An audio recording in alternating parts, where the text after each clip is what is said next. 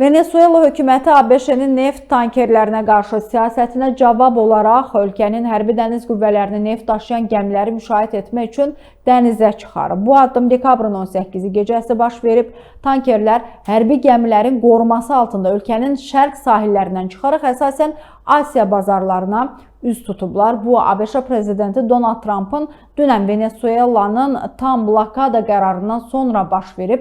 Trump sosial mediada paylaşdığı bəyanatda Venezuelaya daxil olan və çıxan bütün neft tankerlərinə blokada tətbiq etdiyini bildirib və yaratdığı gərginliyi əsaslandırmaq üçün Venezuelanın ABŞ-yə məxsus aktivləri ələ keçirdiyini iddia etmişdi.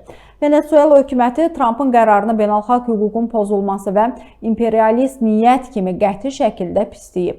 Caracas bu addımı sərt qınayaraq blokadanı qeyri-qanuni və sərbəst ticarət prinsiplərinə zidd hesab edir. Bundan əvvəl ABŞ hərbi və hüquq orqanları Venezuela sahillərində Skipper adlı böyük tankeri ələ keçirmişdi. Bu addım da Vaşinqton tərəfindən sanksiyaları pozduğu iddiası ilə izah edilib və bu gərginliyi daha da artırıb. Hazırda tərəflər arasında diplomatik gərginlik çox yüksək səviyyədə qalır və məsələnin Birləşmiş Millətlər Təşkilatı çərçivəsində müzakirə olunması üçün addımlar atıldığı bildirilir.